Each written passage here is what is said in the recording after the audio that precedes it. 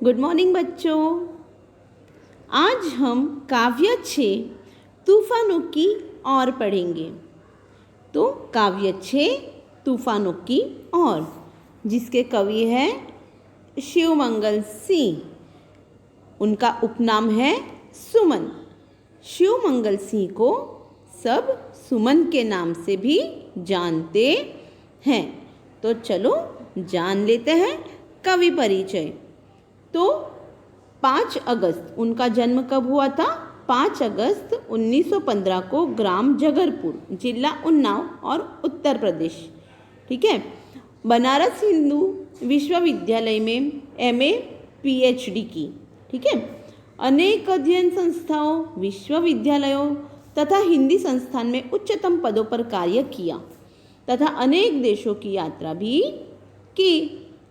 सन 1974 में मिट्टी की बारात पर साहित्य अकादमी तथा 1993 में भारत भारती पुरस्कार से सम्मानित।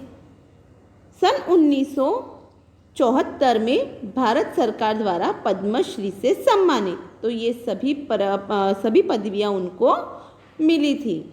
हिल्लोल, जीवन के गान, युग का मोल, प्रलय सृजन, विश्व बदलता ही गया, विंध्य हिमालय, मिट्टी की बारात, वाणी की व्यथा, कटे अंगूठे की बंधन बारे, उद्यम और विकास, प्रकृति पुरुष कालिदास। तो ये सभी उनकी कृतियाँ हैं। तो अब इस कविता में वे हमें क्या समझाना चाहते हैं?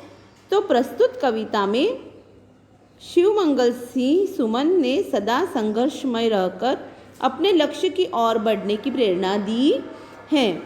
जिस तरह आग में रहकर सोना निखरता है, उसी तरह बाधाएं हमें जीने की नई राह दिखाती है तथा आगे बढ़ने के लिए हमारे इरादों को मजबूत बनाती है। इस कविता में धैर्य, गतिशीलता, साहस और संघर्षरत रहना जैसे मूल्य उजागर किए गए हैं। ठीक है ना। तो इस काव्य में हमें यही सब सीखना है कि कोई भी कठिन परिस्थिति आए, हमें हिम्मत नहीं हारनी है, हमें आगे बढ़ते ही जाना है। चलो तो देखते हैं कविता। तूफानों की ओर घुमा दो नाविक निज पतवार। तूफानों की ओर घुमा दो नाविक निज यानी अपनी। ठीक है। और नाविक यानी नाव चलाने वाला, मल्लाह, माझी। ठीक है। तो तूफानों की ओर घुमा दो, तो हे नाविक, तुम हमारी नाव, खुद की नाव, अपनी नाव तूफानों की ओर घुमा दो। ठीक है। पतवार यानी नाव चलाने वाली लकड़ी या फिर चप्पू, जिससे हम नाव चलाते हैं। आज सिंधु ने विष उगला है, लहरों का यौवन मचला है। आज हृदय में और सिंधु में साथ उठा है ज्वार। सिंधु यानी समुद्र, और ज्वार यानी समुद्र में पानी का बढ़ना यानी तूफान आना। ठीक है। तो आज सिंधु ने विष उगला है, आज समुद्र ने विष उगला है, लहरों का यौवन मचला है यानी लहरें अपनी बस में नहीं है, तूफान आया है। आज हृदय में और सिंधु में, आज मेरे हृदय में और इस समुद्र में साथ उठा है ज्वार, यानी दोनों में एक साथ तूफान आया है। तूफानों की ओर घुमा दो नाविक निज पतवार। तो इस पंक्ति में कवि कहना चाहते हैं कि हे नाविक, तुम तूफानों का सामना करने के लिए अपनी पतवार तूफानों की दिशा में मोड़ दो। आज समुद्र ने जहर उगल दिया है, कठिन परिस्थितियां पैदा की है, लहरें भी उमड़कर तुम्हारी नाव को निगल जाना चाहती है, फिर भी परवाह नहीं। उधर समुद्र में ज्वार उठा है तो कवि के हृदय में भी भावनाओं का ज्वार उमड़ पड़ा है। तो हे नाविक, तुम इस नाव को तूफानों की ओर मोड़ दो। लहरों के स्वर में कुछ बोलो, इस अंधड़ में साहस तोलो, कभी कभी मिलता जीवन में तूफानों का प्यार। तूफानों की ओर घुमा दो नाविक निज पतवार।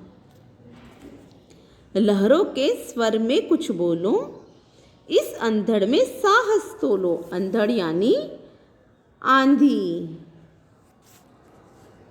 कभी कभी मिलता जीवन में तूफानों का प्यार, मतलब जैसे कि लहरों का स्वर ऊंचा हो रहा है और उनका जोर बढ़ रहा है, वैसे ही तुम भी तैयार होकर आंधियों के सामने उठ जाओ और स्वयं आजमा कर देखो कि तुम में कितनी हिम्मत है। जीवन में तूफानों का प्यार कभी कभी ही मिलता है। भाग्यशाली लोग ही जीवन में कठिनाइयों का सामना करते हैं। यह असीम निज सीमा जाने। असीम यानी सीमाहीन, निज यानी खुद की। सीमा जानता है यानी समुद्र असीम है, फिर भी उसकी एक सीमा होती है। सागर भी तो यह पहचाने। मिट्टी के पुतले मानव ने, मानव को यहाँ पे मिट्टी का पुतला कहा गया है। कभी न मानी हार, तूफानों की ओर घुमा दो नाविक निज पतवार। यानी यह समुद्र और वह तूफान आज असीम दिखाई दे रहे हैं। यानी अभी ऐसा लग रहा है कि इस तूफान को हम कभी भी पार नहीं कर पाएंगे, है ना। तो यानी कोई भी मुसीबत आती है तो हमें ऐसा ही लग रहा है कि हम भंवरों में फंस गए हैं, अब हम यहाँ से बाहर नहीं निकल पाएंगे। तो दोनों में साथ तूफान आया है। इनका सामना शायद ही कोई कर सके, लेकिन मनुष्य सब कुछ कर सकता है। हे नाविक, तुम अपनी नाव लेकर चलो और सागर को भी बता दो कि मानव मिट्टी का पुतला है, पर समुद्र के सामने हार नहीं मानेगा। मनुष्य ने कहीं भी अपनी हार नहीं मानी है। तो हे नाविक, तुम अपनी नाव को तूफानों की ओर ले चलो। सागर की अपनी क्षमता है, पर माझी भी कब थकता है। सागर की अपनी क्षमता यानी शक्ति है, सामर्थ्य है। माझी यानी नाविक, नाविक भी नहीं थकता है। जब तक सांसों में स्पंदन है, सांसों में स्पंदन यानी चेतना है, जब तक हमारे दिल के अंदर धड़कन है, उसका हाथ नहीं रुकता है। इसके ही बल पर कर डाले सातों सागर पार। मनुष्य ने अपनी सांसों के सहारे ही सातों सागर पार कर दिए हैं बिना थके।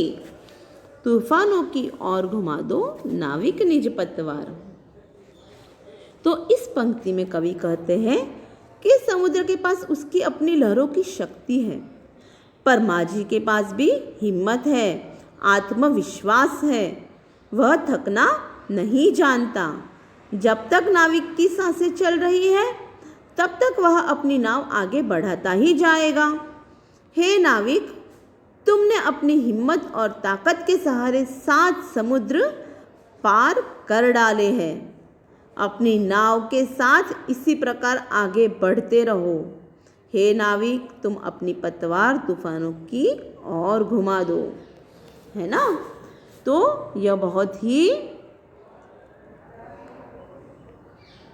अच्छा गीत है जो हमें ताकत देता है, तूफानों से लड़ने का, उसका सामना करने का साहस बढ़ाता है ना। चलो तो वापस एक बार शब्द के अर्थ देखते हैं। नाविक यानी नाव चलाने वाला, मल्लाह माझी, निज यानी अपना, पतवार यानी नाव चलाने वाली लकड़ी जिसे चप्पू भी कहा जाता है, ज्वार यानी तूफान, समुद्र में पानी का बढ़ना, अंधड़ यानी आंधी, असीम यानी सीमाहीन जिसकी कोई भी सीमा न हो, क्षमता यानी शक्ति, योग्यता, स्पंदन यानी चेतना, धड़कन, बल पर यानी सहारे। ठीक है, तो इस काव्य को आप लोग अच्छे से मुखपाठ करो और इसके अर्थ को अच्छे से समझो और अपने जीवन में आने वाली हर कठिनाइयों को बड़ी ही हिम्मत के साथ, बहादुरी के साथ पार करो। ठीक है ना। Good day.